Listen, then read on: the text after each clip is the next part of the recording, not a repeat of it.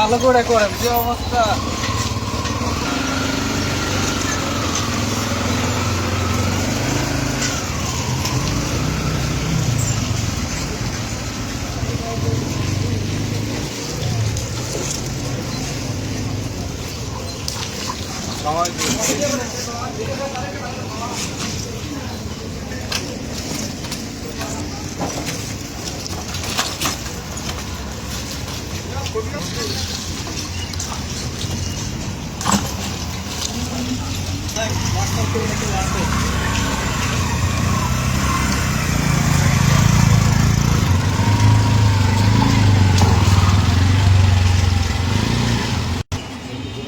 এটি আমাদের বগুড়া শহরের বহাইল রোড এবং আপনারা এই রাস্তায় যারা চলাচল করেন দীর্ঘদিন থেকে তারা ভুক্তভোগী।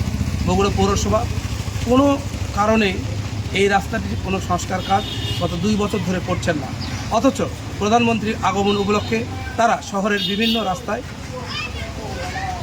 জোড়াতালি দিয়ে কাজ করার চেষ্টা করছেন।